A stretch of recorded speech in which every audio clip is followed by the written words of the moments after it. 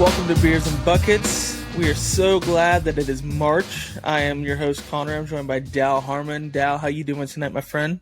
I am doing well. It's conference tournament season, which might be a little bit of a hot take, but almost might be actually better than March Madness in general. I know you don't get the...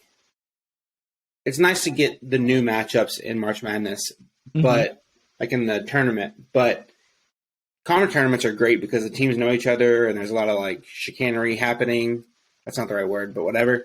But they're super fun. And you also just, I mean, it's the same amount of games, if not more at one time too. So it's all the joy of having all the games that happen all day with the added rivalry aspect that comes with playing teams in your conference. Yeah, and the best part about it for me is that if your team is a lock for the tournament already, for the NCAA tournament, it's kind of carefree. You're playing with house money there. If you lose, oh well. But you know what? Like, it's just the conference tournament. That's always been my approach to it until like 2 years ago when Kentucky, they could have made the tournament had they won the conference outright or whatever. But all that to say is I am glad that Kentucky is a lock for the tournament. I have the hot take, and we'll save this for last call maybe later, but no, I'm just going to give it now. I think it's stupid that we shouldn't like injure our players for a conference tournament, conference title or whatever, because we should really be focusing on the NCAA tournament if we're being honest. And if we could beat Arkansas at Arkansas, then we could take down whatever Vanderbilt without Case and Wallace and actually preparing for it. And if we make a game of Texas A&M without Case and Wallace, great. And if we make the finals at that point, doesn't matter because the committee does not care about what happens on Sunday, unfortunately. So we started off hot, but by the way, the Beers and Buckets College Basketball Podcast is also part of the Hoops Podnet, the Basketball Podcast Network at Hoops Podnet on Twitter. Make sure you check that out.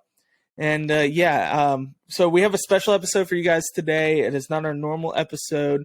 We are not recapping anything that happened last week. We are looking forward to our conference tournament, like Dal said, conference tournament season. But we are also going to call back a couple, probably 20 episodes ago, to our conference tournament conference standing predictions. So we're going to look at the final standings for each conference of the Power Six. Sorry, mid-majors, but we just didn't include you this time. We'd be here for 20 hours if we did that. And we're going to look at what Dal and I predicted back before the season, back in October. And then we are going to talk about the conference tournaments and kind of give our predictions there. Before we do any of that, make sure you check out DraftKings, and here's a word from them. NBA fans, the NBA action is just getting started, and so are the incredible offers at DraftKings Sportsbook, an official sports betting partner of the NBA. New customers can make any $5 NBA pregame moneyline bet and get $200 in free bets if your team wins. Check this out. Right now, everyone can earn up to 100% boost with DraftKings stepped-up same-game parlays. Go to the DraftKings Sportsbook app, place a same-game parlay, and combine multiple bets like which team will win, total rebounds, total points scored, and more. With payouts bigger than ever, DraftKings Sportsbook is where I go to bet on the NBA. Download the DraftKings Sportsbook app now, use promo code TBPN, make any $5 bet this week, and get $200 in free bets if your team wins. Only at DraftKings Sportsbook with promo code TBPN. Minimum age and eligibility restrictions apply. See show notes for details. All right, appreciate you listening to that, but here we go. Beer review before we do anything else, before we talk anything about basketball or about buckets, we're talking about beers. Dal, what are you drinking tonight, my man? I'm going to go get mine. It's okay. As he's getting his, I'm going to go share mine and talk about it real quick. It is a vanilla porter by Breckenridge Brewery. It is a... Let's see what it says. It's roasted with malts and notes of vanilla. It is 5.4 ABV, 16 IBUs, and is 3.77 on Untapped. Let me give it a crack here. Have you had this beer before? I have not. All right, I'm jealous because you get to try it for the first time. It's a delicious beer, in my opinion. It's pretty good. Yeah, I mean, had some porters before. This is near the top of the porters I've tried, mostly on this podcast. Not quite the peanut butter porter that I think I've had before, but it's still pretty good. And definitely tastes the vanilla in it. It's been sitting a little bit out longer from the fridge than I'd like it to be. So for that, that's on me. I don't blame them. But overall, pretty good. Compared to college basketball, give me the Pac-12 as a conference as a whole. I see why people like it. Again, not my favorite thing. Like it more than the Big Ten and Michigan and Michigan State and all them. But yeah, not going to be my go-to for watching college basketball. But you know what? It's available here late at night, and that's what the Pac-12's for, baby. Available late at night, Pac-12 after dark. Yep, all around. And plus Colorado. There we go. I like it. Today I have a Deschutes Fresh Squeezed IPA. Deschutes, based out of Bend, Oregon. We got another Pac-12 brewery here. It's 60 IBU. It's a 6.4% ABV.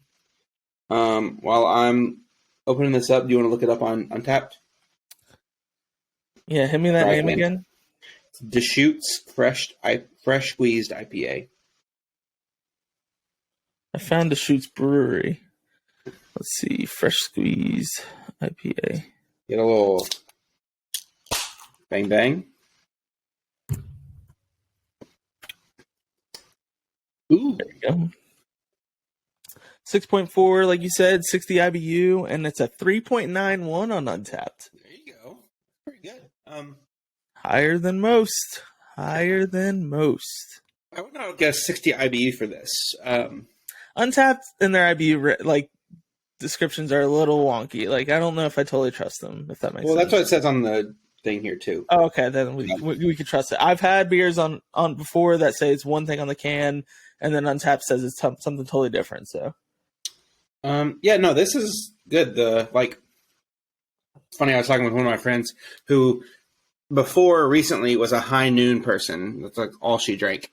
Then they ran out of high noons at the bar we go to play volleyball. So she had to switch to neutrals, which is the Canadian version, essentially. And she was like, oh, the bubbles are smaller. And I was like, the bubbles are smaller? Like, that's what? But it's just like less carbonated. So it feels like the bubbles are smaller. That's how this is. Like this isn't very carbonated compared to like other beers. But it makes it really smooth. This is really good. I'm gonna go TCU for a very specific reason. So TCU, like Oregon, like Eastern Washington, I think. There's a couple other schools that have the stupid courts that have the patterns.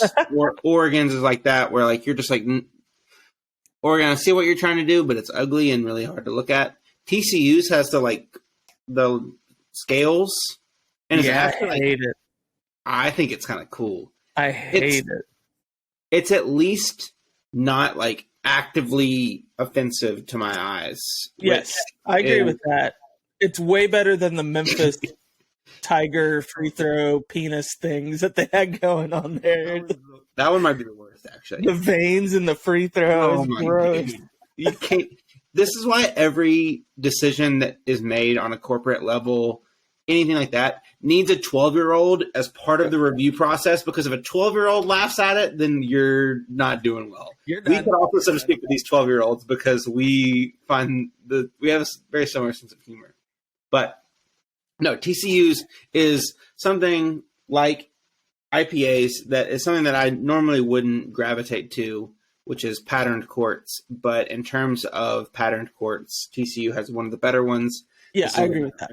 This is one of the better IPAs I've had. That's a very long-winded justification for picking TCU. But here we go. It's a great connection there, and I love it. Never changed out. And also, for some reason, the TCU football jerseys remind me of Black Panther. I don't know if it's because of the black and the purple and then like the scales or whatever, but it just reminds me of like Wakanda. So it just reminds me of Black Panther. Dude, they need to do like a vibranium version of their jerseys. That would be sick. Yeah, that'd be dope. All right, why has no one thought of this? Yeah, because they probably can't afford the licensing that goes with that. You know what? You're not wrong. All right, man. Let's move on to this prediction here. So ACC. Actually, no. Before we do that, we'll discuss the final week of our throwdown games. I came back with a whopping 21 of 37, and Dal had 19 of 37. We predicted a lot of games, so our volume is crazy there, and we were not super accurate, but that's okay. On the season, Dal and I are tied with 5 weeks apiece. Not only tied 5 weeks to 5 weeks, but we have each picked successfully 106 games correctly out of the 195 that we have picked. So Absolutely. We're doing a little bit better than 500, which you would like to be better than that. Just picking outright winners, but we are picking pretty close games. So we're probably like, it's not like we're picking a bunch of like blowout games. So that helps our case a little bit there. But crazy that we're both tied weeks and like points for essentially the fantasy version. Yeah, it's crazy. Next season, because you guys probably are like, wow, these guys suck, we're going to give you the opportunity to pick, and you can keep track of yours, and then you won't ever own up to it because we know you guys, but you can compare your results to ours next season. So that's in the works. But all that to say is we are done picking week by week or game by game, essentially, and we are going to look towards our conference tournament brackets. Dal is currently going through and deciding on how close we were to our predictions preseason versus final standings for tournaments. So as he's doing that, I'll just start ahead with the ACC. With the final standings for the ACC, if you haven't given it a look or if you don't remember, here's to refresh your memory. We had Miami finishing first, Virginia coming in second, Duke in third, Clemson in fourth, Pittsburgh in fifth, NC State in sixth, UNC seventh, Wake in eighth, Syracuse 9, Boston College 10, Virginia Tech 11, Florida State 12, Georgia Tech 13, Notre Dame 14, and then Louisville rounding it off with 15 there. So Dal essentially went in and decided with the final standings, and he looked at what each of us picked with the team. So let's say I had Duke finishing first, but they ended up finishing third, so I was 2 spots off. I had UNC finishing second; they finished 7th, I think. So they were 5 spots off. So he added those numbers up. So Dal won the ACC in that regards. He was 56 spaces off there, or places off, and I had 62. So not too far off. A couple of them saved me. I think I picked 2 correctly is what Dal said. Yeah, you had 2 correct. I had 0 correct. But I had a lot of... But his were closer in regards. Yeah. I was 1 off on a lot of them where you were like 2 or 3 off. So those... Yeah. Which going through this, I mean, which team were you like, oh yeah, dead set, like, and you felt like it was the closest to your actual prediction? So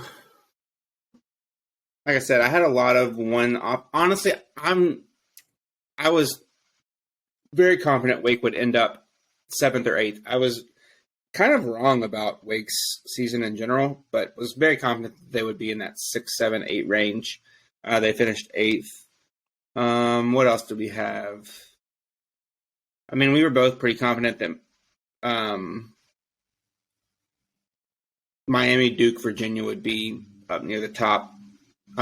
You had 3 of those teams with UNC at second. You had 3 of those teams in the top 4. So did I.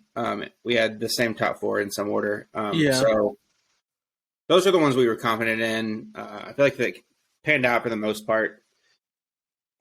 The bottom of the ACC was what kind of threw us for a loop. Oh yeah. No, I had Louisville 10th. They ended up finishing last, so that was 5 spots off. I had Let's see. NC State, I was not high on them at all. You were one spot ahead of them on me. You had them 11th, I had 12th.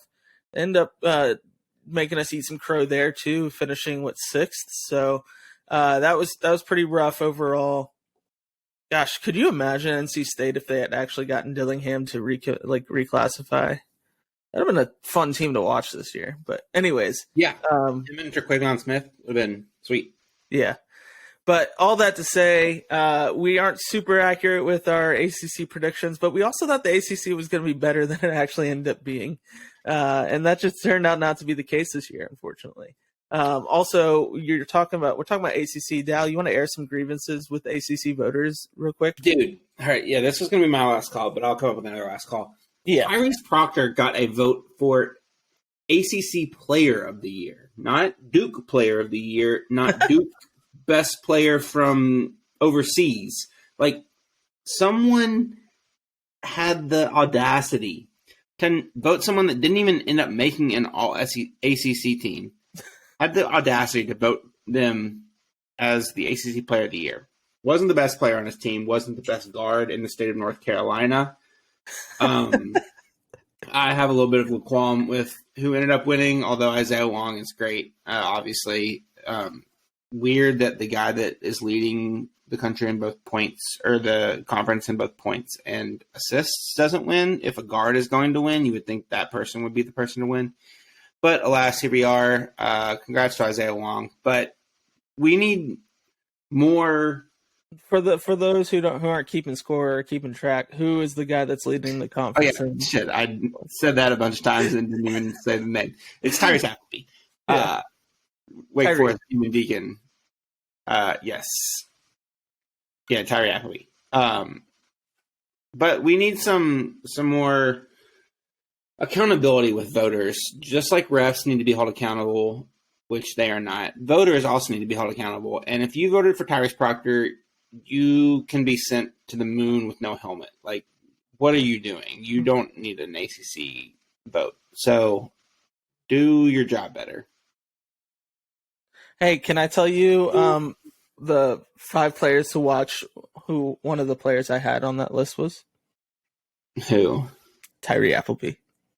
You did. I was very wrong about him. I was so excited about like 3 of our other transfers, one of which barely even played.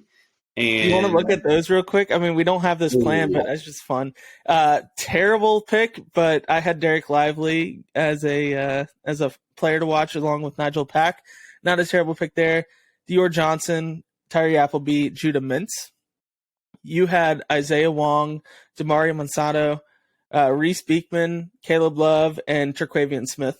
So I feel like overall we were pretty close, missing on a couple. But, I mean, to be fair, back in October, Derek Lively I thought was going to be that guy. I think everybody thought he was going to be pretty good. Yeah, your ACC Player of the Year, Derek Lively, according to you. That's hot. Hot take, man. Filipowski ended up winning Freshman of the Year, right? Yeah, he did. It would have been unanimous, but there were 7 votes for Judah Mintz, who I had on my 5 players to watch list. I wasn't high on Filipowski, but you know what? He oozes that college basketball. Like, I think Derek Lively's game will translate better to the league than Filipowski's, and I think Filipowski is going to be what Oscar Tshiebwe and Drew Timme, and he's going to be that guy for college basketball for the next 3 years now. So, you think he's the highest person on draft boards right now for the NBA. Fair. I doubt he stays longer than 2 years. The person that I'm really annoyed by is Proctor, because he is going to be annoyingly good next year. He started breaking out this year. He had a couple games where he was really good. He's going to be so good next year, and it's going to be so annoying. And my hot take was Lively does everything UNC fans wish Baycott could do. That obviously didn't come to fruition. Your hot take was a non-Duke player wins Freshman of the Year. That did not come into fruition. Has Coach of the Year been announced? I didn't see it, but I don't know how it wouldn't be. Jeff Capel. Yeah. Jeff Capel won Coach of the Year. Okay. That checks out. I mean, they were not predicted to be that great this year. We had Pitt 13th and 14th this year. And they so, Yeah. And honestly, could have been as high as third because they have the same record as Clemson and Duke in conference too. So Yeah. Just lost some head to head, I think, there. yes. But yeah, I mean, you and I had Clemson 11th and 12th. That's tough. Overall, we weren't super accurate, but you know what? We're still getting a feel for this. And also, there was the ACC, man, was just crazy. Just absolutely crazy. So now we will predict the conference tournaments. It starts Tuesday. So let's do this, man. So first round of the tournament, we have FSU taking on Georgia Tech. Who you got? I'm gonna go FSU. They still have more talent, even though they're bad. But they just have more talent than Georgia Tech. So Yep, I agree with that. I'll agree with you on there picking that. We got Boston College taking on Louisville. I think we know the answer to this one. Mm-hmm. Give me the cards. No, I'm just kidding. We did say that we wish we could pick like one of them, like them to win a game at some point in the like Shark Tank upsets or whatever. This could be our time we pick them. I'm not picking them. I think this team's given up on themselves. Eastern Michigan had more wins than Louisville this year. That's crazy. Hey, they have future number 1 overall pick next Kevin Durant on their team, so you know. All right, let's do. We had that Virginia Tech taking on Notre Dame. I'm taking BT. I don't know, man. This is actually a really tough matchup, and really, I'm gonna be fun to watch. I mean, I probably won't watch it on Tuesday at 7 p.m., but I'll catch the rerun of it later that night. I don't know. You think Virginia Tech? I do, but let me check real My quick. case for Notre Dame here is Mike Bree's last tournament. I just think they're going to come out a little bit hungrier. They are the higher seed in this, so 14 upsetting an 11 seed. Virginia Tech. I don't know. Virginia Tech won their only matchup this year, 93-87. It's not too far off. Defense will not be played in this game. No. I think my pitch for Notre Dame is that they just have a very small rotation, which won't help them throughout the tournament because that's too many games in a row. But for the first game, them getting a legitimate having a small rotation could kind of help. Yeah, and I want to see more of JJ Starling, and this is the last that we're getting of him. So I'm just going to go ahead and give Notre Dame the nod. Like, I agree with you. I think they don't make it far in this tournament, but I think they can beat Virginia Tech. So we going Notre Dame. Isn't he hurt? Is he? He didn't play in their last game. You're right. He didn't. Huh. I'll keep looking while you. Oh well, if that's the case, then let's just go Virginia Tech. If he's hurt, he's preparing for that draft. He's not staying. And if he is staying in college basketball, he's not staying on Notre Dame. So, yeah, let's go Virginia Tech then. Change my tune there.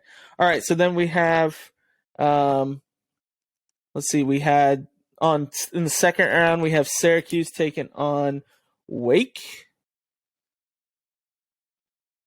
This is tough, man. No, it's not. As much as I hate for it to be tough sounding, it is tough. It's not tough. We're going to get fucking cooked. Because Syracuse always has our number. They just beat the crap out of us at the Dean Dome. Not the Dean Dome. No, that's not it. And Wake, just for some reason, can never win in the ACC tournament. So I'm going Q's. I think I'm going to have to agree with you there. All right, and then we have. Please prove me wrong. Then we have who we pick. FSU taking on Florida State. Yeah, we have FSU taking on Florida State here. I think Pitt wins that one. Florida State's bad. Pitt, yeah. No, I agree with you on that. Pitt. Moving on. Then we have Boston College taking on UNC. I'd be going to pick BC here.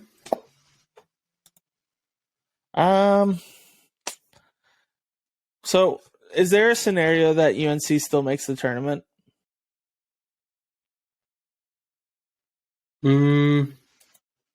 Let's go look at bracket makers real quick.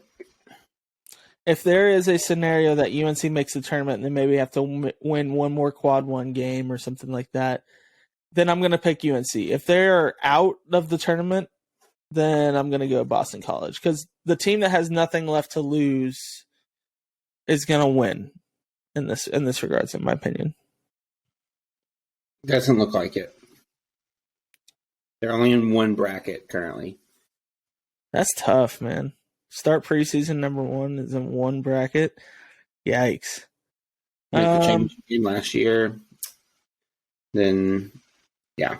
I said we go BC. Yeah, let's go BC. Just to shake things up. Yeah. And we'll post these, obviously, for those who don't want to listen to us talk about it. And then we have Virginia Tech over with playing NC State here, Game 7. And then we got to go State. Yeah. It's funny, though, that like State has now become almost the DJ Burns show over the Quavion Smith show, because he's just an absolute monster of a human.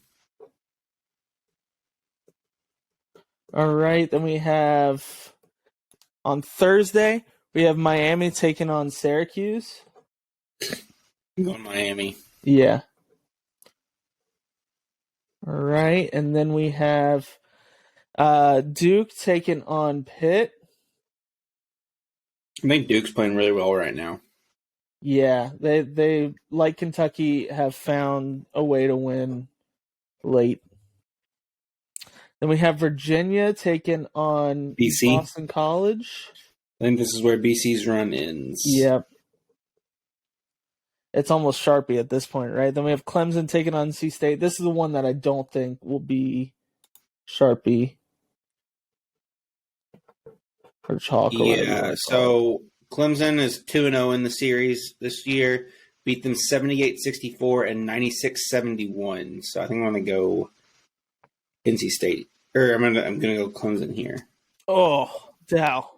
Don't you know the old adage? It's hard to beat a team 3 times in a row. Which actually not true. It's 70% of the time, or whatever they say. It's really not that true at all. Yeah, I'll go Clemson. When one of the teams beats you by 25 points. Yeah. Yeah, no, I'm going Clemson with this one too. Right. All right, so then we have Miami taking on Duke.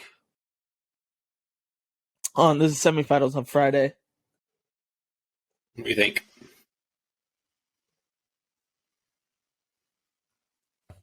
I think Miami takes it. I like that pick. The guard play is too good for Duke. If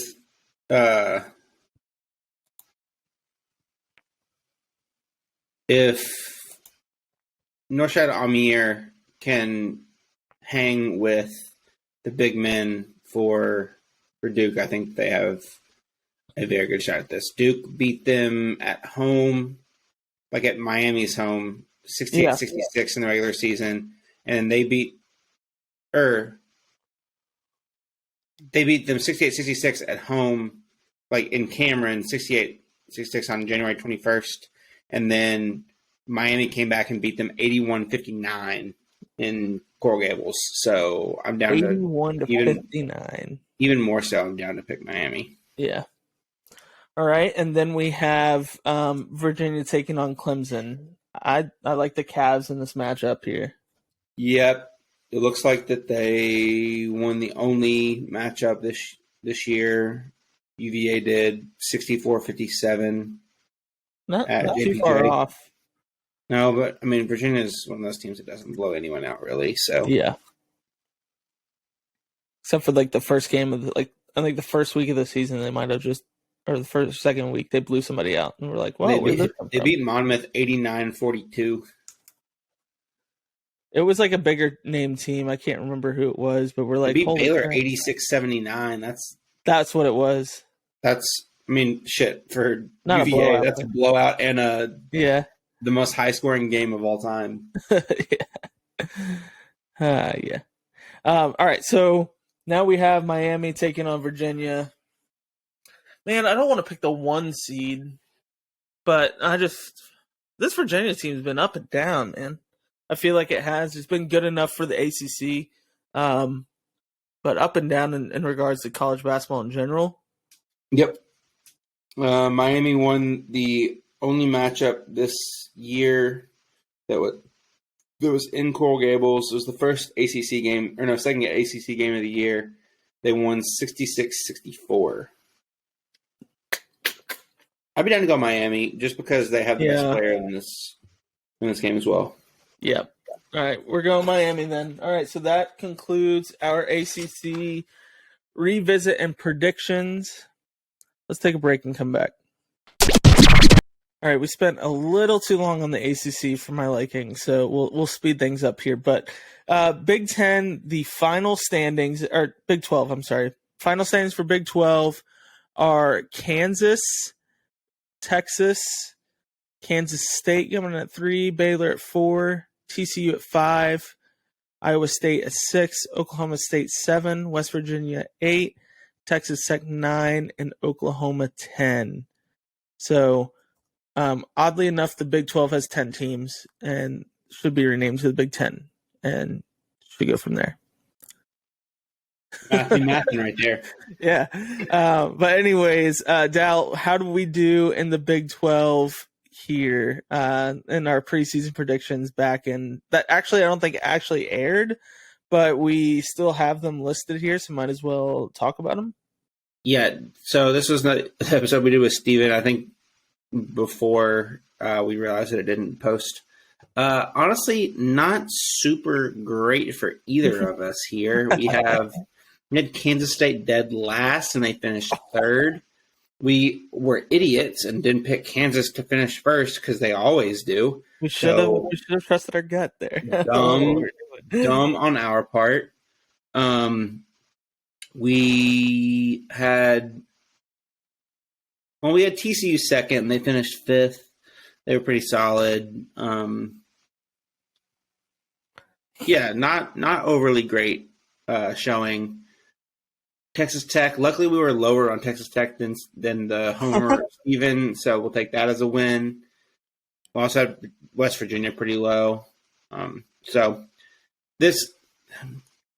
Look, I get the fact that the Big 12 is very good, but with there being only 10 teams, like, people act like that the Big 12 is full of just great teams when you got 2 teams going 5-13 in conference. Like, the parity that people act like the Big 12 has isn't really the case, and there's a pretty clear hierarchy here in terms of team quality, and I think that gets kind of lost in just the fact that they play each other a ton because they have to.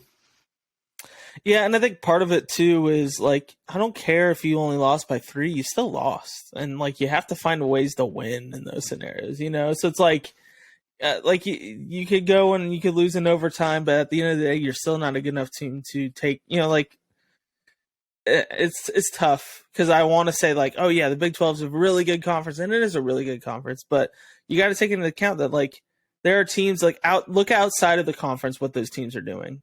They weren't that great either, you know. Like if they were killing teams outside of the conference, they entered the conference and conference play, and they were getting, you know, they end up going 5-13 or whatever. Then sure, yeah, it's a really tough conference. But I mean, overall, when you are going, you know, one team went sub 500 on the season, you know, like I think your home conference, you know, I just think it's tough. It's tough. It is tough, but. Yeah, I mean, you still have to win. I know you can't win every game. The conference as a whole has to go 500 in conference play because that's how math works. But people act like that there's no really like truly poor team in the Big 12. I feel like part of that is just caused by it's like the opposite of cannibalization. Like raising tide rises all boats or whatever the saying is. Like, yeah, those bottom teams that would be bottom teams if they were even if there were more teams in the conference, get kind of boosted from an overall ratings perspective because they play all of the top teams. Yeah. So, all right. Well, let's move on then to our Big 12 tournament predictions. So we have the first round on Wednesday. West Virginia taking on Texas Tech. Who do you got in this one? Who are we picking in this one? Do we have to pick a team? We unfortunately do, and I think with all the controversy with Mark Adams suspended, I think West Virginia is just a better team this year. Give me the Mountaineers. Sure. I don't really want to pick this game because this game's gross, but since we have to, I'll go West Virginia as well. All right, and then we have the only other game in the first round is OK State taking on Oklahoma. I'm OK State here. Yeah. As much as I love Porter Mosier, I think he bit off a little bit more he could chew overall, unfortunately. But yep. They also Oklahoma State won both games this year.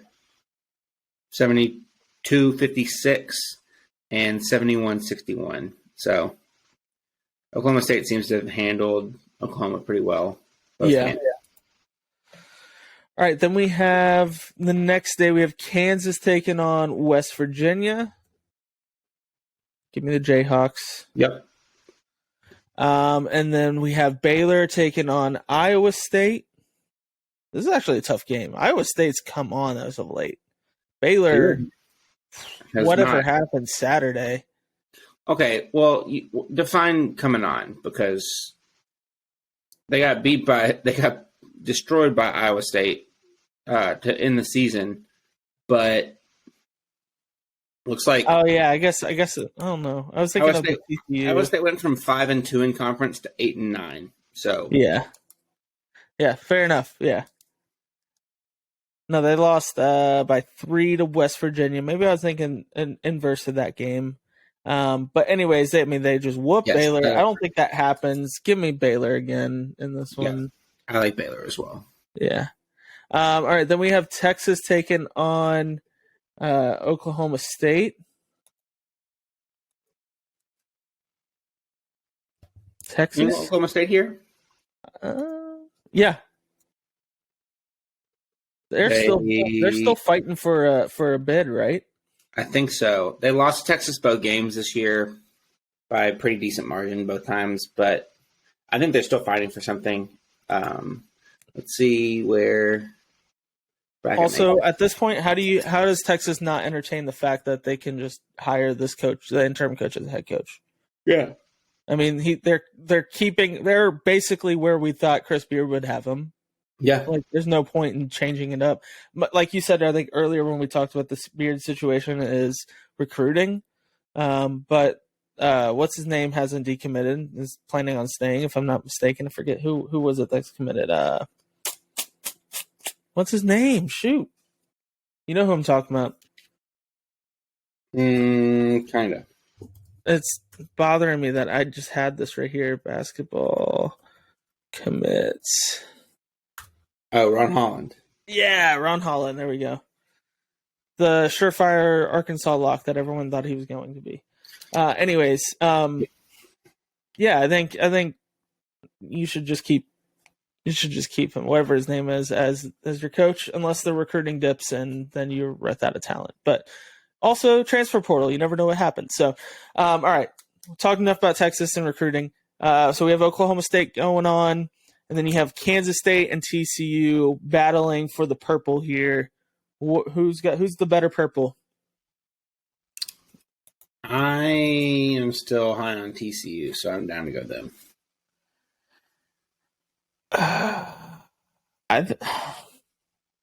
We got to battle this one out somehow, because I think Kansas State.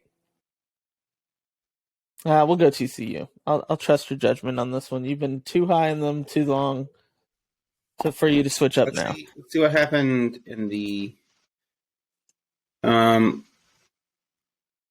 at TCU. TCU won 82-68 at Canton in Manhattan, TCU lost 82-61. So the home team ruled here. Neither game was really close. Wait, no. I see. Oh, yeah. Never mind. Sorry. Yeah. Yeah, this is tough. I feel like it's a coin flip. Should we just flip a coin? Where's the Big 12 tournament? In Kansas City again? That's a good question. Yeah, Kansas City. We'll give it to the home team then? Yeah, let's go Kansas State. All right, then we have on Friday, Kansas taking on Baylor in this scenario. My heart wants Baylor. My mind's telling me Kansas. Let's go Baylor. I don't know if Kansas really has anything to play for. Yeah, that is a fair point. And then we have they're pretty locked into that one seed. Yeah, they're Baylor like the number one seed overall, or they should be the number one seed overall. They have like how many quad one wins? Like, it's insane. Super dumb. Yeah, there's definitely a flaw in that system, 100%. But can't argue it when it's in Selection Sunday, though. Got to go by the system. OK State taking on Kansas State. The battle for the states. I think Kansas State takes this one. Let's go K-State. And then... All right. And final, Baylor taking on Kansas State. It's still on a Saturday, so it kind of matters. It matters, but it doesn't. I kind of want to go K-State here. Yeah.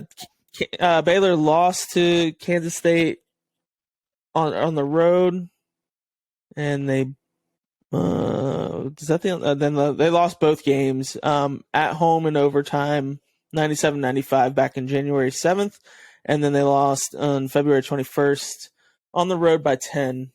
Yeah. So, K-State? Yep, K-State is our Big 12 champion. Congrats to them. All right. So now we'll talk about the Big 10. Might as well, right? Yes, sir. All right. So the Big 10, the final standings: Purdue 1, Indiana 2, Northwestern 3, Michigan State 4, Illinois 5, Maryland 6, Iowa 7, Michigan 8, Penn State 9, Rutgers 10, Wisconsin 11, Nebraska 12, Ohio State 13, and Minnesota 14. Dal, how do we do? We did not horrible. Let me get my notes out. So, in a conference with how many teams is that? 14. 2, 4, yeah. So in a conference with one fewer teams, you ended up coming out on top with 44 points missed to my 46. So you won by 2 there. But again, keep in mind for the ACC, they're just one extra team, and we missed by a combined 118 points, and here we only missed by a combined 90 points. So definitely more accurate. Yeah. You know what's not accurate? Our Northwestern predictions. That is one of the bigger misses that we had all year. You had them in the bottom 3. You had them next to last. Luckily, we got Minnesota right, so it makes up for it. Yeah. But, yeah, not a good look for us. Dude, it's been a great week for Northwestern. They finish tied for second, essentially, in the Big Ten. They have an edge defender go and run a 4.42 at 280 pounds at the combine. Yeah. A couple other good testers. Evan Hull, the running back, tested really well. They had a cornerback test really well. Great week for Northwestern. Yeah. Now, let me ask you this, Dal. Do you believe there are 9 to 10 teams from the Big Ten that deserve to go to the NCAA tournament this year? Sweet Jesus, no. Okay. I would say at a maximum 1, 2, 3, 4, 5, 6, 7, 8 would be the absolute max. And I think it's really only 7. So Yeah, Michigan is the one that's they're like kind of on the bubble, but they shouldn't be. you They can't go shouldn't be 500 or less in your conference and make the tournament. So that that means and the NCAA evaluation tool or the net ranking, what we refer to in these situations, they are less than 2 games behind 500, and they have more than 1 or more than 2 quad 3 or 4 losses. yeah, they can't. I don't know how they make the tournament, but they probably will because The only way they can make it at this point is by winning the tournament. So I hope you're correct. I'm worried that the no, I think that the amount of Big Ten teams to make the tournament should end with Iowa. Like it should be the final Big Ten standings and as soon as Iowa's gone, but everything behind that should you go into the tournament. that would be 7. That'd be 7 bids, right? Yep. And I believe that is a good number for them. The SEC has 8. I don't even know if I'm not even sure if SEC should have 8 teams going. To be honest with you, Big 12 has 8 or Big 12 has 7. Trying to think, ACC is 5. If you watch college basketball at all, you would realize that Michigan doesn't deserve it, Penn State doesn't deserve it, Rutgers doesn't, Wisconsin definitely doesn't. There's just they're not good enough. Ohio State to start as high as they started. They finished 5-15 in conference. Yeah. Like no way should they make the tournament. Not a chance. Yeah. So anyways, any other surprising ones that we had here? I was higher on Ohio State than I should have been. You were higher than I was on Ohio State. So that didn't age well for us. No. Our Michigan was you had Michigan finishing second, I had them finishing 6th or 5th. So there we go. Honestly, I think the biggest shout out is just to Purdue. We both had them finishing 4th. They finished 1st. Yeah. But in a conference, as much as we like to kind of clown on it, that still has a lot of talent. For them to finish 1st and finish 1st by 3 games, 15-5 in conference, without a non-conference loss, Purdue deserves a ton of flowers, especially Zach Edey for being able to play much more consistently than he had in the past. Okay, but did you see that push that he had on Coleman Hawkins on Saturday? No, is that the one where he got up super into him and he pushed him? He Coleman Hawkins got him to jump and then he fell midair. Edey did and straight up pushed Coleman Hawkins completely off into the ground and it hurt his back I think too. And no, I did. It wasn't reviewed as a flagrant or anything, which it 100% was a flagrant foul, but. We all know the incompetencies of NCAA refs. This is not a podcast for that, but true. Yeah. Because we could be here all day talking about that Kentucky-Arkansas game and how just terrible the refs were. It was so bad to both sides. It was whew. Yeah, it was pretty bad.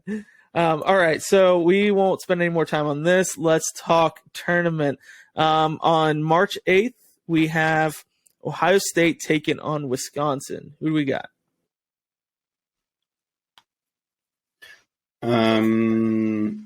Sorry, I got distracted.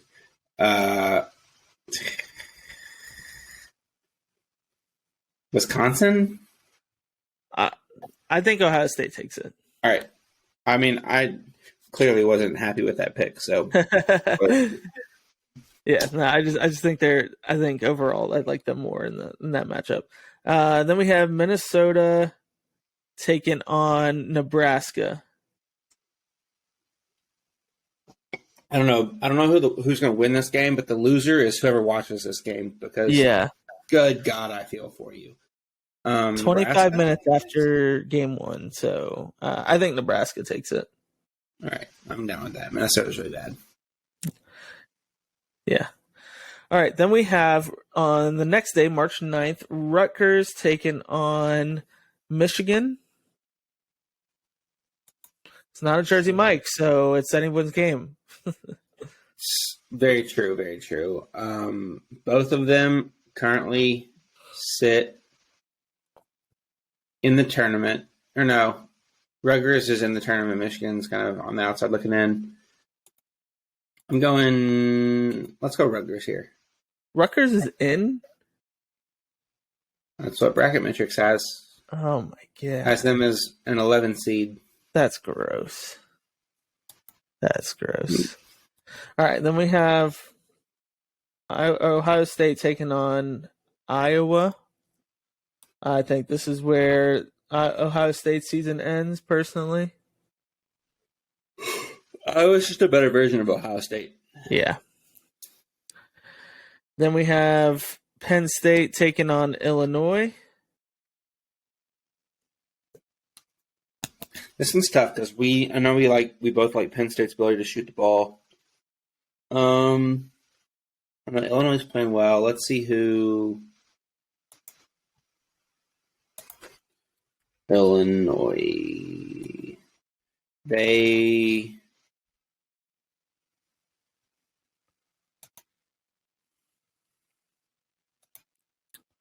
lost to Penn State 74-59 in the beginning of December. All right, let's go Penn State here. They won both games. Okay. Penn State. Right, this here.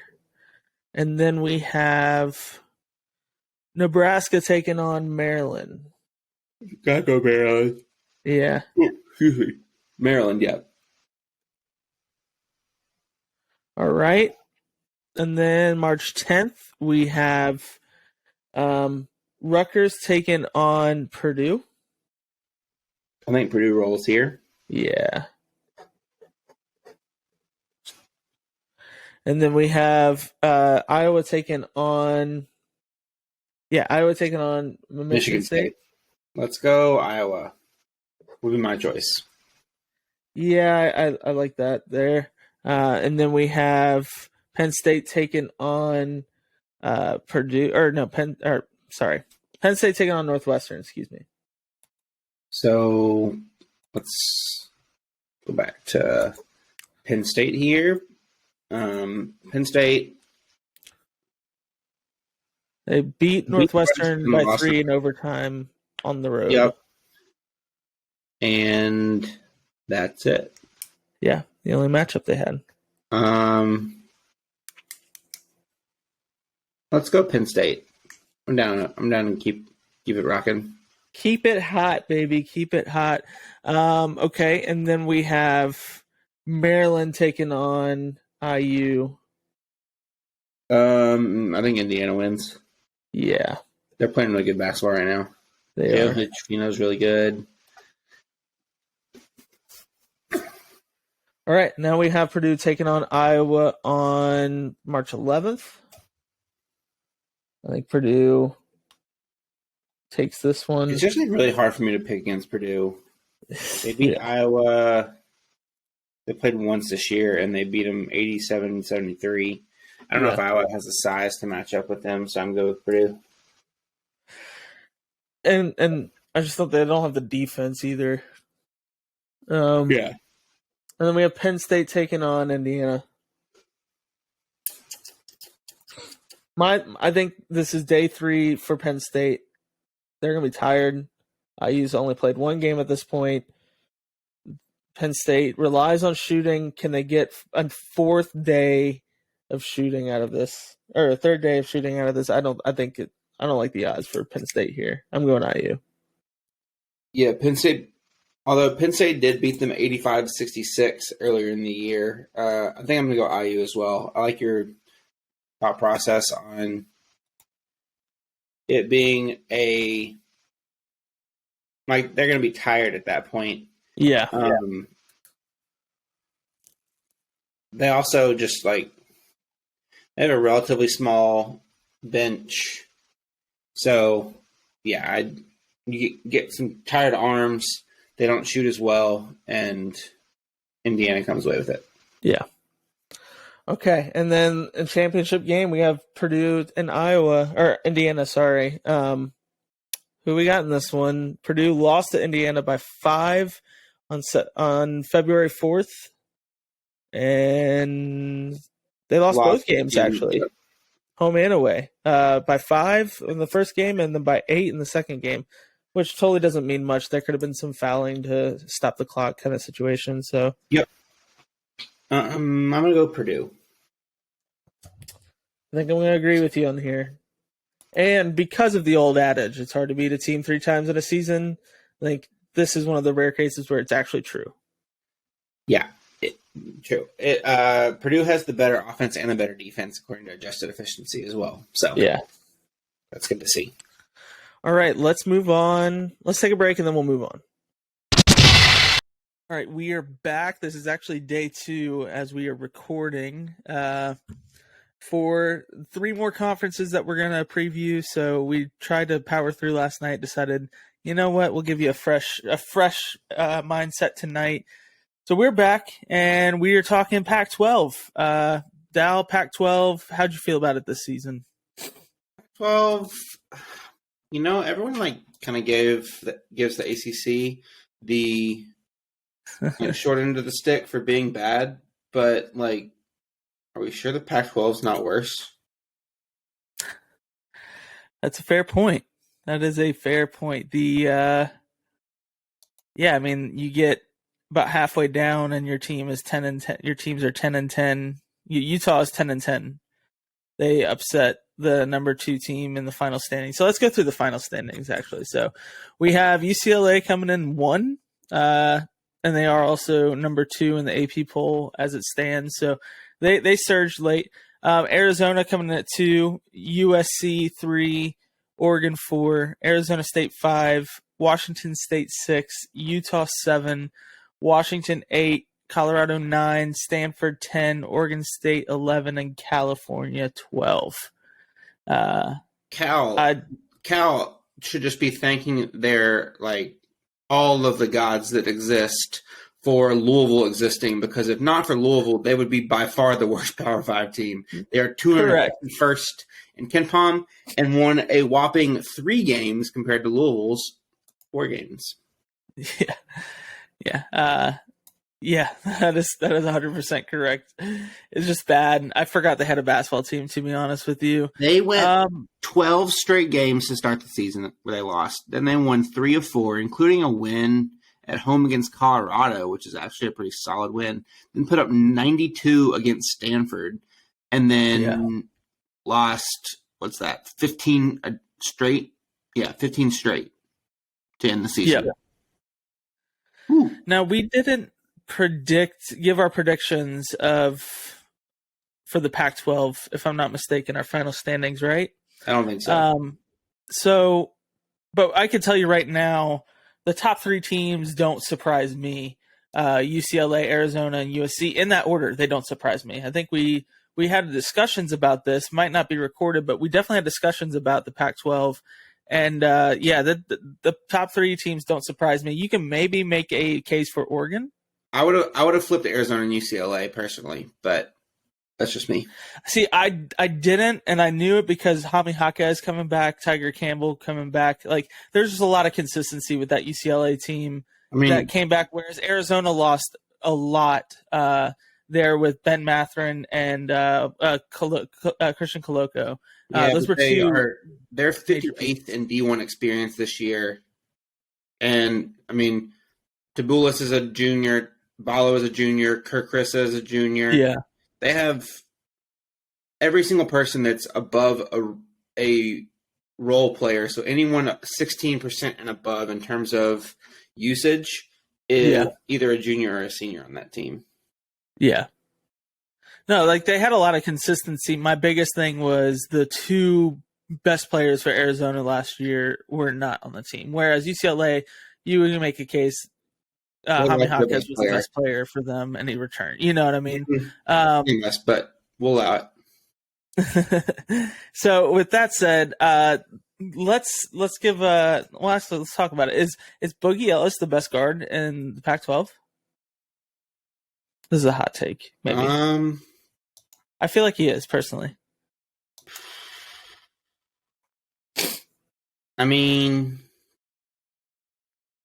Yes? Question mark? Yeah, probably. Jalen Clark is the only person I'm considering. He was the best defender in the Pac-12 this year. So he's the only one that I am kind of It's making me pause a little bit there, but probably, yeah. Wasn't it announced that Jalen Clark's done for the season? Yes, that came out today, Yeah, which is so very sad. Well, yeah. actually, I don't know if I saw that he was officially done for the season, but I saw that he was probably going to be out for the Pac-12 tournament. So I think Ion College Basketball said he is done for the season. Okay. Yeah, that I saw it early in the day, so it could have been that came out kind of after. Yeah. So, I mean, yeah. Once it gets to past Oregon, it's just bonkers how crazy the Pac-12 went, though. Yeah. You have Arizona State finishing 5th, which I knew they were decent, but Them I and didn't think they would Washington finish State were 5th. both. I would not have expected. Yeah, exactly. I thought Utah would be bumped up a little bit more. They played really good to start the season. I think they battled some injury issues. They end up rounding out the Pac-12 conference play 10-10, and then from there it's just like it's not too surprising. I thought Washington would be a little better than they were, but it is what it is. So let's go ahead and preview the Pac-12 tournament. We already have, I think, some of these games are already predicted because it's Tuesday as we're recording. Let me pull up games here as we talk about it. So that way we're not giving outdated predictions like we did last night, but here we go. Sorry, this is terrible podcasting, but we are talking about Colorado taking on Washington today, and who ended up winning that game. Do we have it? I'm just going to go to Pac-12. Boom. Okay, Colorado. No, that's Wednesday. No, none of these games have happened. So this starts Wednesday. Perfect. All right, so All of the tournaments that we're talking about today start Wednesday. Perfect. So if you're listening to this is Wednesday morning probably you're listening to this. So tonight at 5 o'clock, Colorado taking on Washington. Who we like in this? I personally will go ahead and say Washington. But if you want to debate it, let's debate it. I mean, I think Colorado probably has the best player in this game. So, I mean, I'd be down willing to kind of go. Is this Keon Brooks slander right here? What's this? I mean, yeah. Not really slander as much as just I really like. I know. What's his name? KJ Simpson. Is that their best player? Yeah. So you think Colorado's going to take it? Yeah, I think they do. Okay. Washington's really, really bad on the offense or on the defensive rebounding side. That's one of Colorado's strengths. Yeah. Plus, Colorado's defense is just unreal. That is true. They do have a really strong defense there. All right, and then we have Cal taking on Washington State. I think Washington State takes it. Cal's just not good. I mean, Cal is, like we said, Cal's lucky that Louisville exists so that they're not the worst Power 5. Yes. And then we have Stanford taking on Utah here. So I want to go Stanford just because they have the best player in the game. Harrison Ingram. I want to go Utah because I think they're longer. They have more experience, especially Pac-12 experience. And because you picked Colorado in that matchup, we're going to go Utah. They split the series pretty evenly in the regular season. Stanford beat them 78-72 on the road and then lost to them 71-66 at home. So, like, literally almost exactly even. Yeah. All right. And then we have Oregon State taking on Arizona State. I mean, Arizona State, right? Oregon State's. Yeah. They're not Cal bad, but they're pretty bad. Yeah, they're trending. They were trending that way for sure. All right. Now, next day quarterfinals, we have Colorado taking on UCLA. I'm going to go ahead and write down UCLA for us. Yeah. And then we have Washington State taking on Oregon. I think this is an upset here. I'm down for it. They lost to them 74-60. Washington State lost 74-60 at Oregon on December 1st, which is a weird time to play a conference game. Yeah. But then they beat them 68-65 at home late in the year. I'm down to go Washington State. Okay. And we have Utah taking on Arizona. Utah is one of the 6 losses that Arizona has this year. They also, this is a weird series too. So Arizona lost to Utah 81-66 at Utah on December 1st. Then they played them at home and beat them 88-62 in February. Almost flipped the script. Yeah. Yeah, but like to flip the script from what's that, like a 15 point like loss to that big of a win is really weird. I mean, I like Arizona, but I'm down to go a little upsetty if we want to. So this is tough. You look at the last 6 games for Arizona, they went 3-3 with losses to Stanford, Arizona State, and UCLA. So the one really good loss being UCLA. Not that Arizona State and Stanford are bad, but then they have wins over Utah, Colorado, which are whatever, but then a good win over USC on the road. Man, this is tough. Do we flip a coin on this? All right. I'm thinking of a number. What number am I thinking of? 1 or 2? 2. 2 is correct. So you go with whatever you want. That's bullcrap. I hate that. Let's go fun. Let's go Utah. All right. Let's do it. All right. And then we have USC taking on ASU, Arizona State. Yep. I like USC. Just again, default to best player, especially best guard, Boogie Ellis. Yeah. Guard play, crucial. Yep. All right, then we have in the semifinals, UCLA taking on Washington State. This is where the Cougars' run comes to a close, in my opinion. Yes. And then we have Utah taking on USC. I'm down for USC to win this one. Yeah, I agree with that. All right. Then in the finals, we would have UCLA taking on the Trojans. Battle of Los Angeles here. Let's see what happened in this regular season. I predicted this in the Orlando live show on Thursday, January 22nd, or 26th, excuse me. UCLA lost at USC here. You want to go USC here? I do. I really do. I feel like I like, and for all the reasons I predicted in the live show, I like the length of USC, and I really like Boogie Ellis a lot. I think he is an underrated player in the grand scheme of college basketball. I feel like not enough people are talking about him. And UCLA just lost their best perimeter defender, so that is also correct. Yeah, I like it. All right. Well, that is the Pac-12. And now it's time. We're going to head down south to one of the rising conferences in college basketball over the last few years, thanks to quality hires from programs.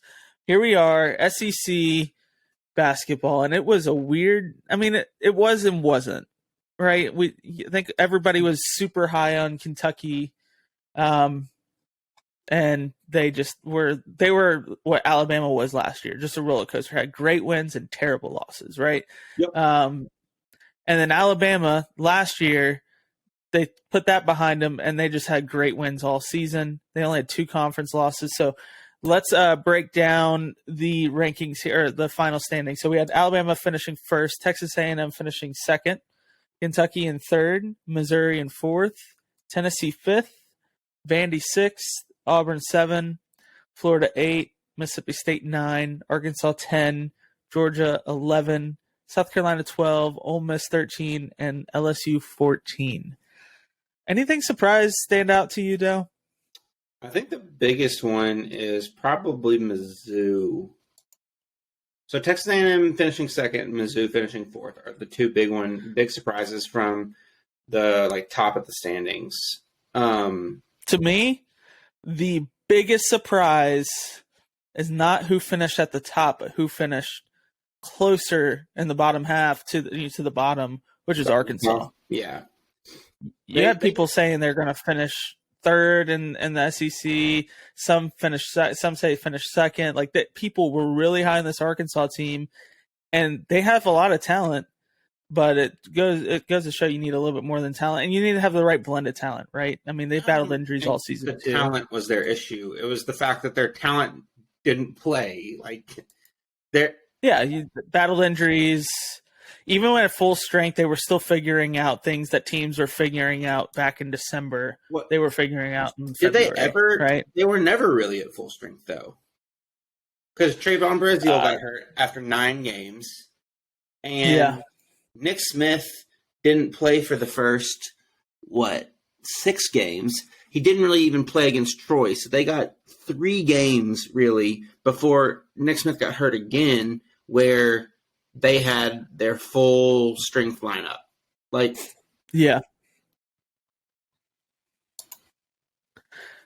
I mean, on average, though, you look at this team, they were 32% from 3, 69 nice, but also not nice percentage from free throw.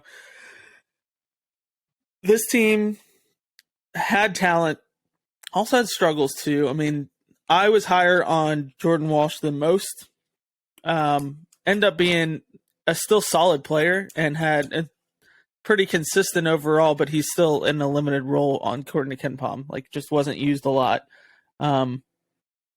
I think personally, I think Anthony Black is better than Nick Smith because you have to factor in the fact that Nick Smith had trouble staying healthy at the end of the day.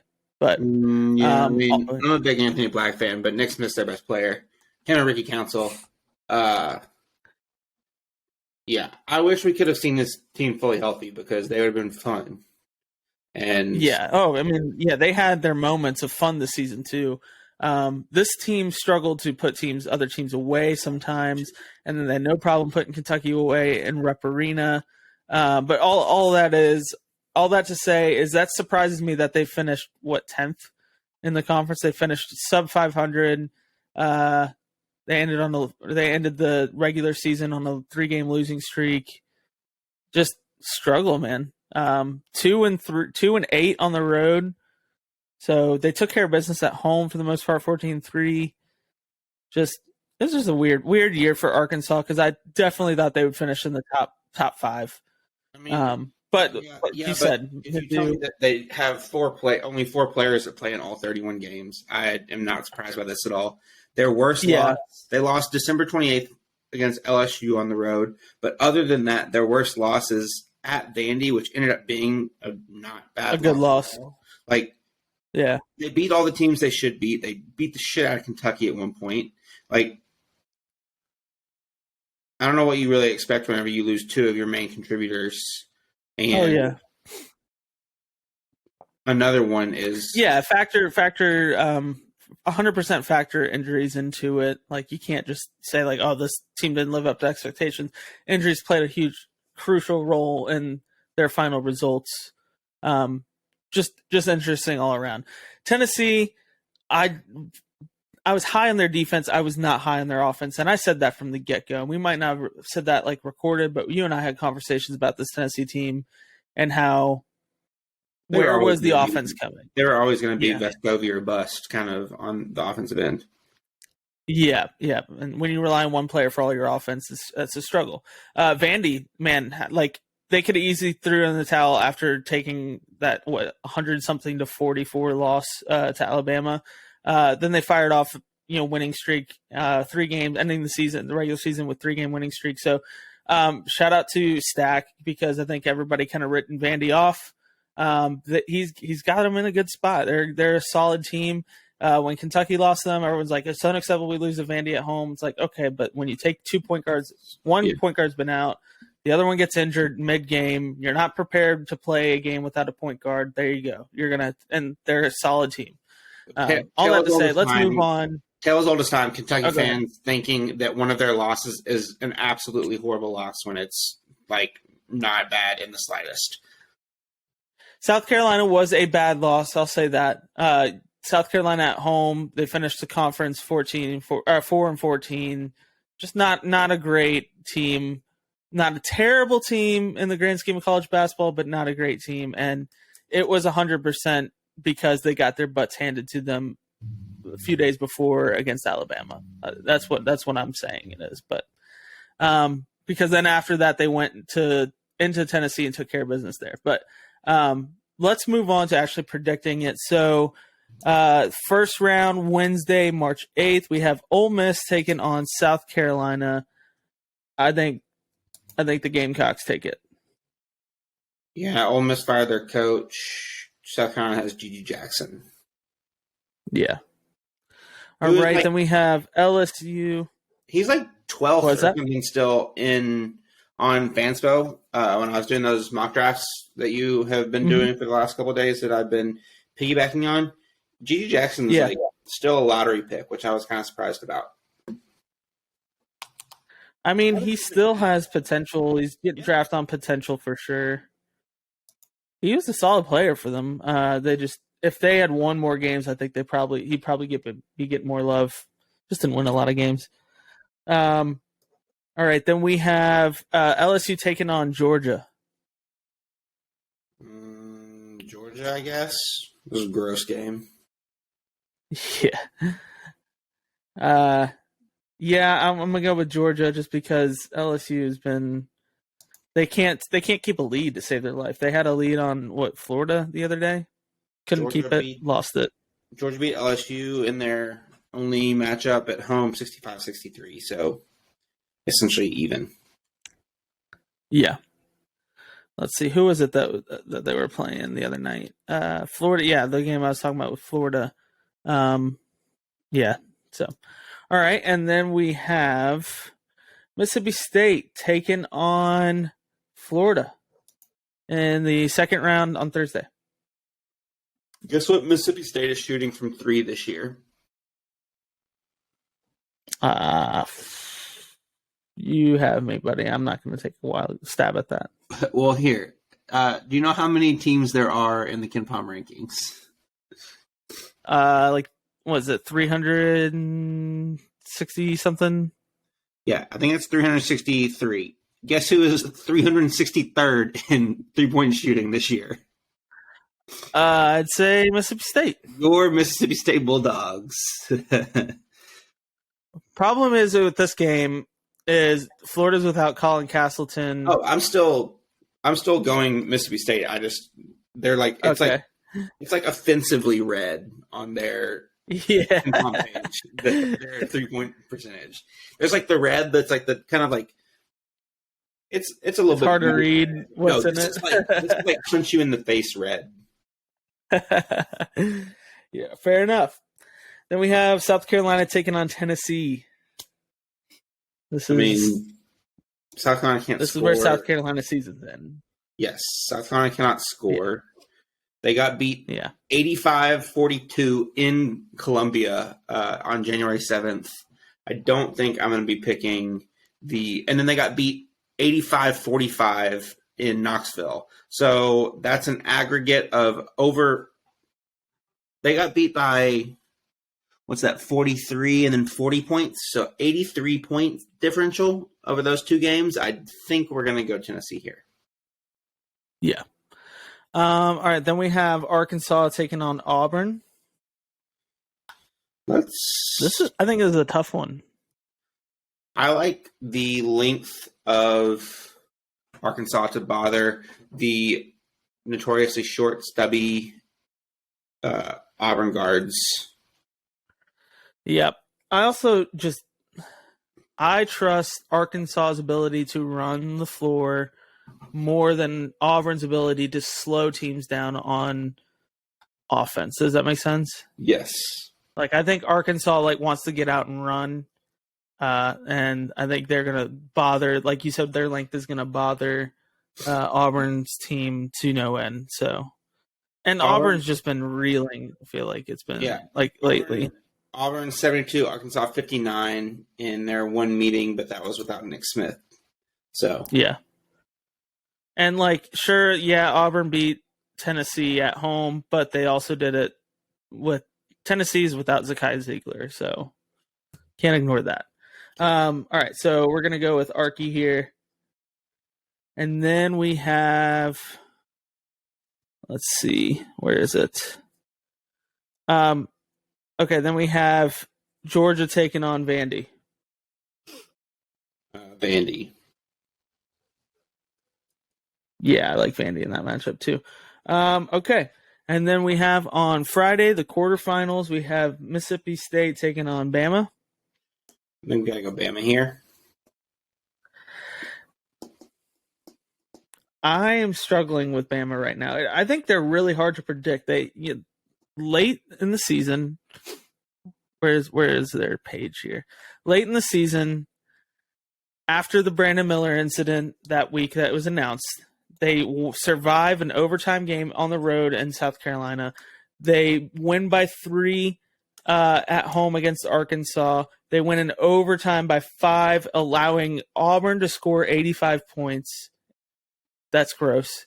And then they lose to Texas A&M on the road by 6. They have not won by more than 6 points, or they haven't gotten within 6 points or 5 points technically in these games. They dismantled Georgia 108-59 right before that incident came out. Before the news broke about the incident that happened earlier in the season. Are they just distracted by all of it? Do you think? That was a rough week for them. Sure, but a rough week when you go 2-2 is not horrible. Since February 15th, Mississippi State is 3-3 with wins against Ole Miss and South Carolina. It's the 2 worst teams, and losses. A loss at home to Kentucky, and then a loss on the road at Mizzou and at Vandy. Only win by all of those wins are single digit wins. Even against South Carolina at home, only a 74-68 win. Like I said, they're 363rd in 3-point shooting, 347th in free throw percentage. I just don't see them being able to hang with Alabama, regardless of how good their defense is. They just can't score with Alabama, even if Alabama has kind of an off night. That's fair. And to beat Alabama, you got to be able to put up points. So, yeah. Is Mississippi State a lock? I think they're a lock at 11 seed, right? Yeah, I'd be shocked. That's what it's looking like on bracket. Bracket Matrix has them as an 11 seed. Nice. It looks like. Yeah, I mean this would be one win in the tournament too for them getting to this game. I think they would be in. So, and Bama honestly is at this point trying to play for a seed as well. Yeah. They're playing for that 1 seed. All right, so we'll go Bama here. I'll trust your judgment on this, and if you're wrong, I'll say I told you so. Obviously. But it's okay. As you should. Mizzou taking on Tennessee. I like Missouri in this matchup. Like I said, Tennessee is without Zakai Ziegler. They have enough to get by South Carolina. But what was that? What month is it? It is March. So Rick Barnes is in Cancun right now. His calls go straight to voicemail. He's just not available, and neither is Tennessee. So yeah, let's go Mizzou here. I'm down with that. It's funny though because last year Tennessee absolutely whooped Kentucky in the SEC tournament. Well, it was the first half was a whooping, and then Kentucky came back and still ended up losing it. But all there well. Arkansas taking on Texas A&M. Texas A&M got literally the easiest schedule of all time in the SEC. They didn't play anyone that was any good more than once. Arkansas beat them 81-70 without Nick Smith. So I'm going Arkansas here. Okay. Question for you before we move on, and this adds to the length of our episode, but who cares because it's our podcast. Arkansas or Texas A&M this year versus Auburn's schedule last year. Who has the easier schedule? Dude, I think it's A&M this year. I think it's. They only played Alabama once. They got them at home. They only played Tennessee once. They got them at home. They played Kentucky on the road only once. They obviously can't play themselves. Who was all right? Fifth. Is the SEC stronger this year than it was last year? Is the real question, I guess. Because if we're saying it's stronger last year, then yes, it's Texas A&M this year. But if we're saying like it's a wash, it's about the same this year, then I'm saying Auburn last year because every major game that Auburn had, besides Arkansas, which they ended up losing, was at home. That's the same every thing. major game. Same thing here, though. And at least No, Auburn I mean- played Kentucky twice. Like, so according No, they to only played once last year. adjusted efficiency, last year the SEC was slightly stronger of a team that's expected to go Fair 500. Yeah. So, All right, that was just fun little banter. I love asking questions like that because I do think Auburn had the absolute like one of the more favorable schedules last year, and which led to them winning the SEC outright. And then Texas A&M this year, you said had a very easy schedule, and I agree with you. I just don't think they were just as good as Auburn was last year, and it just made it seem like Auburn was that much better when they really weren't that great when it showed in the SEC tournament. But anyways, Vandy taking on Kentucky at 9:00 Friday night. Kentucky, Vandy, no Liam Robbins. I think Kentucky gets this. Yeah, a Kentucky team that's game planning for this Vanderbilt team, I think, is fine to take them on. But Yep. Plus, should be curious to see if Casey Wallace plays. If does John Calipari care about fighting for the Louisville seed, like the Louisville region? That's the real question. We'll find out if Casey Wallace suits up Friday night. Is what I think. All right, Bama taking on Missouri. What do we think? We go to Mizzou here since you want to pick Bama to lose. No, I want Bama to go to the championship game for a reason. That will be revealed. You were just like almost ready to pick them to lose last round, so I assumed that you were. Mm-hmm. No, I think if the defense of Mississippi State's so good, I think that's why that I like that matchup for them because if they bother them, then Mississippi State will get leak outs, whatever, to score. That's why I like that matchup more than this matchup here because Missouri doesn't really have a solid defense that I can trust here. Yep, I'm down with Arkansas or Alabama then. All right, and then we have a rematch of the bloodbath that was this past Saturday, Arkansas versus Kentucky. You would think we had Casey. I don't want to say it. I mean, what was that? If we're not healthy, then I think Arkansas wins it. But so I don't know. I think Arkansas takes it. I don't think at this point, considering previous tournament snafus, I think they're just trying to get healthy for the NCAA tournament. Personally, rest up, get some more break. They can beat Vandy without they beat Arkansas without Casey Wallace, but then they have a whole game plan of film that they can prepare for on that. Arkansas does. I'm good to go with Arkansas here.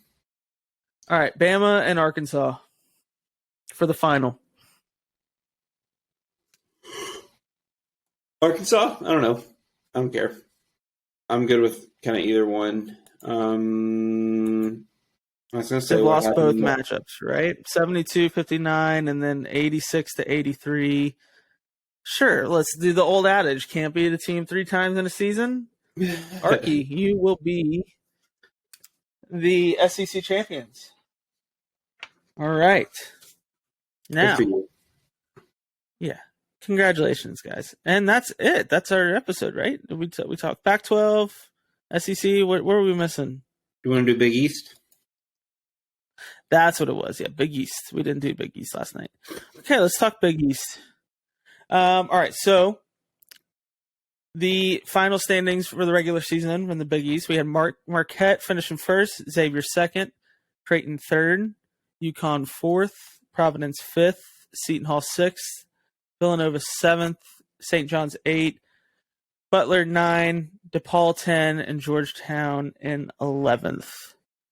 Anything surprise you about this final standings?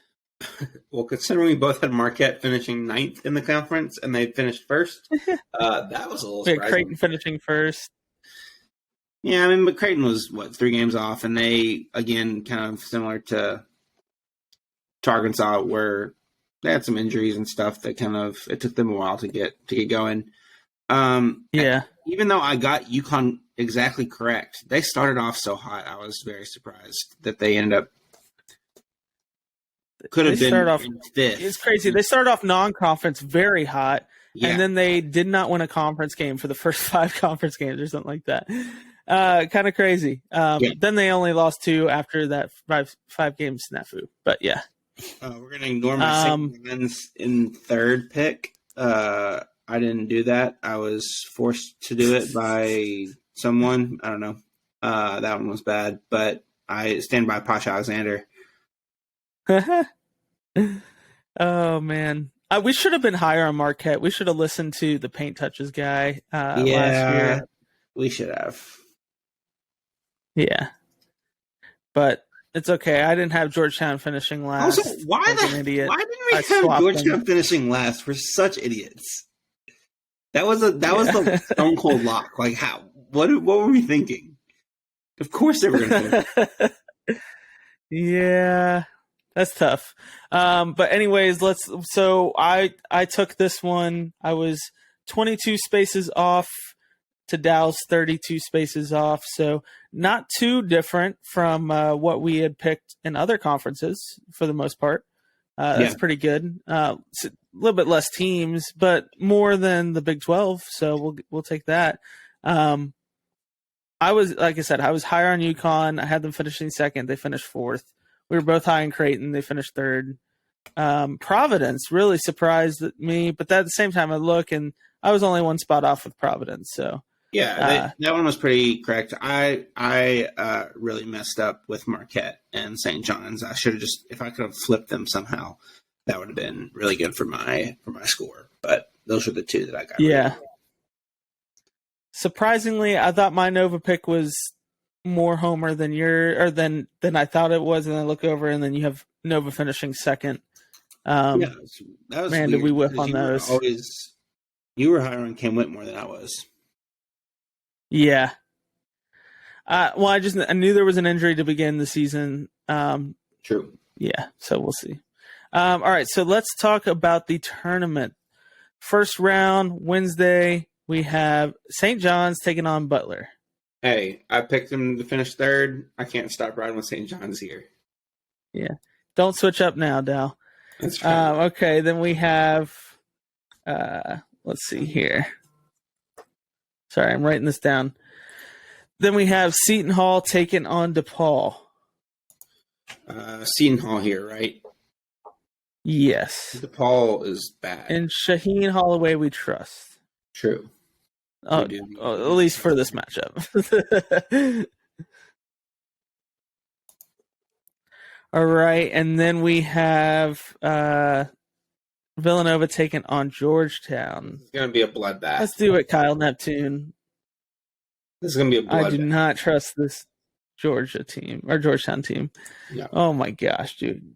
Big booth. How does he still have a job? That's what I want to know. Because he is the all-time most important player to ever play there. Well, one of 2. And he's scary. Would you want to fire him?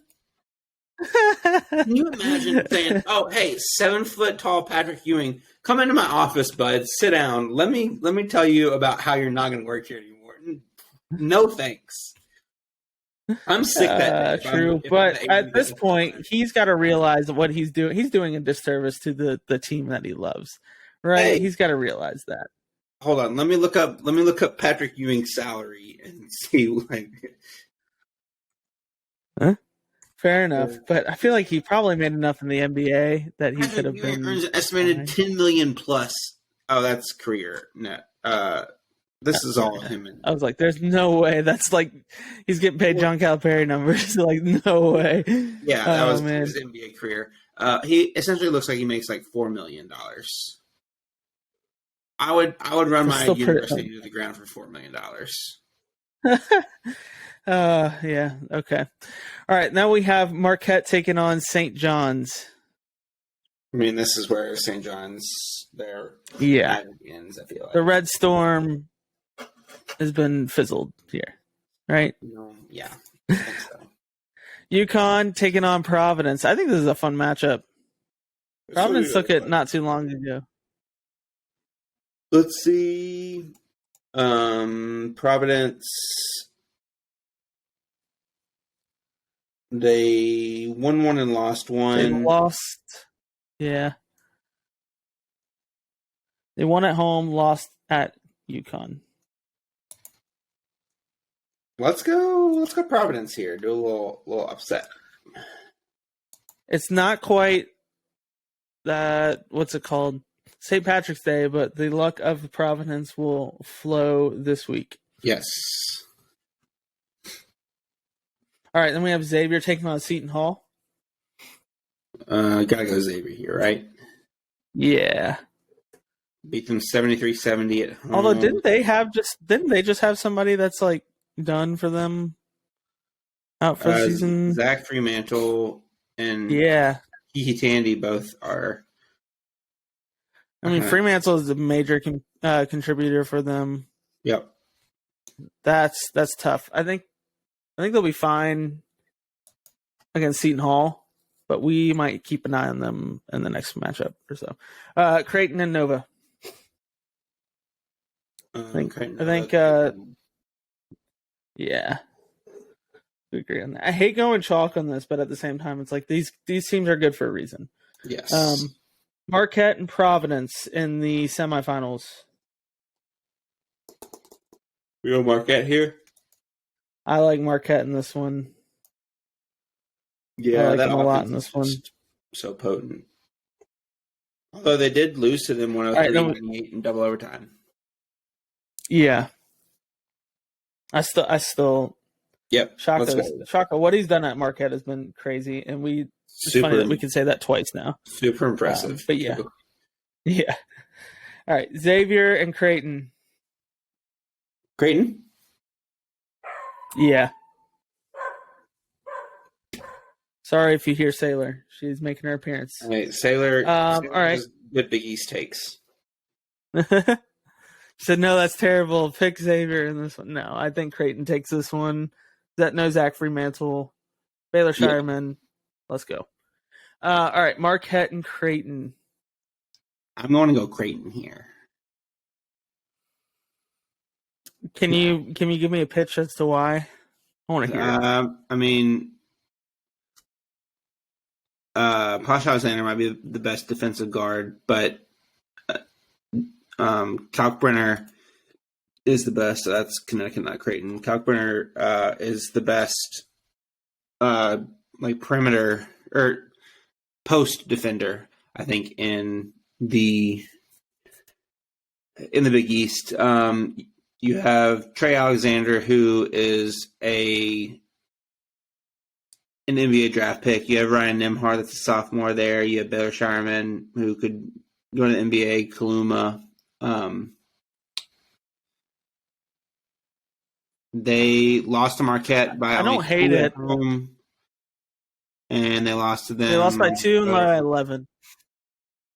Yeah, I mean, we're sticking with the theme here. The old adage, baby. The old adage. Can't beat a team 3 times in a season. Marquette's defense is also by far the worst. By far the worst unit in this game. Yeah. Yeah, no, I like it. I like the Creighton pick. I just wanted to hear your reasonings as to why, and you backed it up with solid reasoning. So can't hate on it now. Well, now this has been probably one of our longest episodes since we started this podcast. Love it. But let's talk about it. So let's not switch up now. Let's give us a last call here. How are we ending this bad boy? All right, so are we doing it over what we did yesterday? Or we'll do it over. All right. Yeah, we'll do it over. My last call from yesterday, and this one I'll use today, is that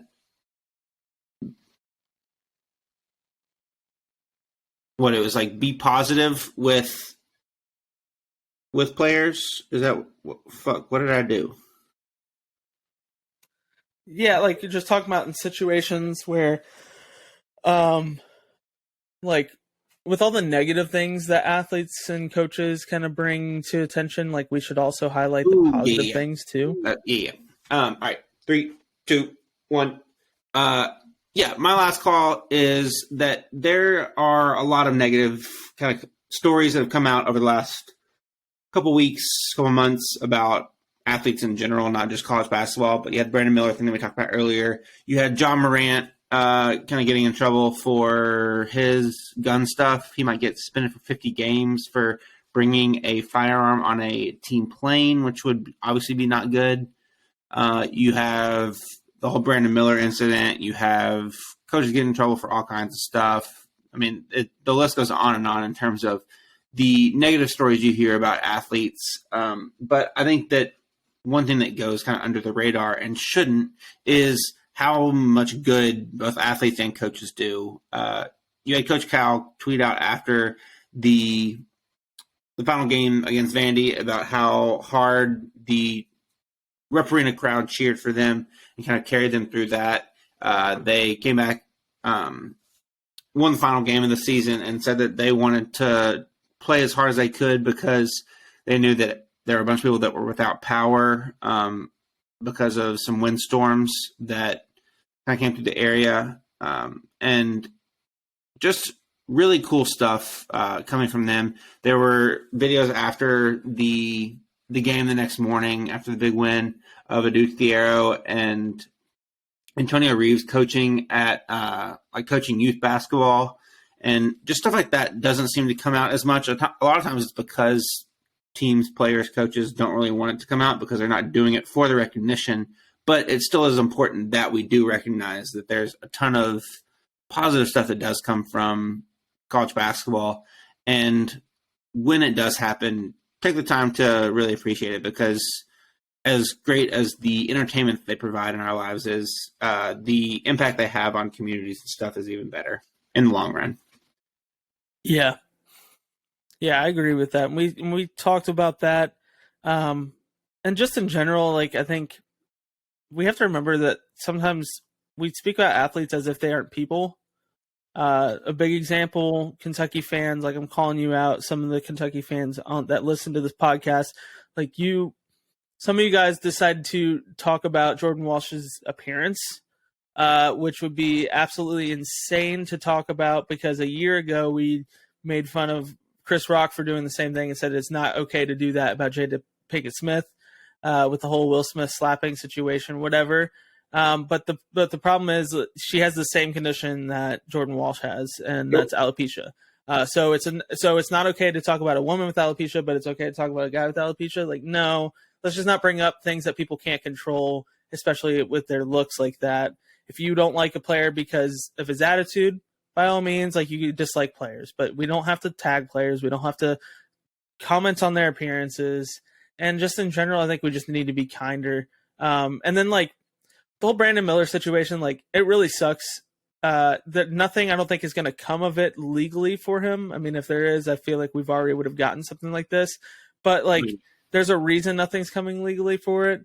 And at this point, he is still, a 19-year-old kid that made a mistake. And I'm not saying, like, what he did is excusable in any sense of the term, but there's a reason he hasn't been charged for it. And you could go all conspiracy theory on that as much as you want, but I will say on that, the legal definition of someone being guilty of something bad and the actual, like, just general moral definition is very, very often not aligned. So I agree with that. But my main point is we're using it to make memes about a woman who actually died. Like, we don't even do that. You know what I mean? That's not great.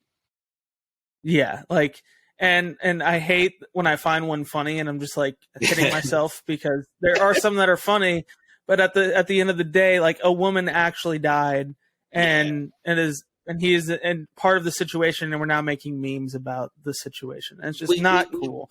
So we say for Nate Oates and the Alabama team to, like, read the room, but there's some lack of reading of the room on just the internet's side as Agreed. well. Yeah. Like, all right. Yeah. Yeah. At some point. Yeah. We can't say like, oh, you're not allowed to do this, but we'll make jokes about it. You know, like I hate that. So all that to say, just be kind. Just be kind to people. Big shout out to you, Dal. The other night, our buddy Scott Clark, who you know, love and know so well from the Courtside Connect podcast, we're just, you know, having fun in the group chat, and he's like, send me money for Venmo, or send me money on Venmo for Jersey Mike's. And without hesitation, without saying he did it, Dal did it. I went to text in the group. I asked for Scott's Venmo, and I was gonna give him money, and Dal's like, well, to be fair, I already sent it. And they're like, Scott didn't even notice it. Just like, if you have extra, give extra. Just be kind. You know, kindness. Like, you can't contribute. You can't complain about the negativity in the world if you don't contribute to the positivity in it. So, try and contribute to that side. What was that? I said it's easy to be nice. It's like, honestly, it takes more energy, and you have to like actively try to be mean. Yep. And you don't know what people are going through too. I think that's a huge thing that we should have learned from COVID in general. Like, you don't know what people are going through. Right. Just be kind. Yeah. Yeah. Do that. All right. It's been real. It's been fun. Before we do anything else, before I talk about any single thing else, this Sunday, 7:30. So this is March 7th, Yes, March sir. 12th, 7:30. Twitter, get on it, because we are talking in spaces. It will be recorded if you can't join to listen live, but we will have a mirage of parade of people coming in, talking brackets, regions, all that jazz that we did last year in podcast form, except for we did like person by person with interview. We're just going to do it all together, have a conversation, and it's going to be good. It's going to be fun, and I'm excited for it. But if you can't make it, like I said, we'll have it on the feed. We'll have it on YouTube after. And yeah, I'm really excited to talk about the tournament in general. I'm excited to see what team cries the most for their team getting a seed that they don't like. I have a feeling it's going to be a team that we all love and hate at the same time. Anyways, I'm feeling that Kentucky and West Virginia are going to get matched up, and it's going to be who can cry the most, Bob Huggins or John Calipari. Because correct, yeah, that's something that normally happens anyway. Yep. So, all right. Follow us on Instagram, TikTok at Beers and Buckets Pod. Make sure you check out the YouTube, subscribe. If you don't get notifications, hit that notification button so you get notified when there's a new episode. You don't have to wait for me to tweet it. Check us out on Twitter. Check out the Basketball Podcast Network on Twitter at HoopsPodNet. And if you download DraftKings, you get $5 for a bet to win $200 in free bets. So use promo code TBPN if you're a first-time signer-upper. And yeah, this has been The Bottom Line, because Connor said so. You guys have a fantastic week. We'll talk to you Sunday. Dang.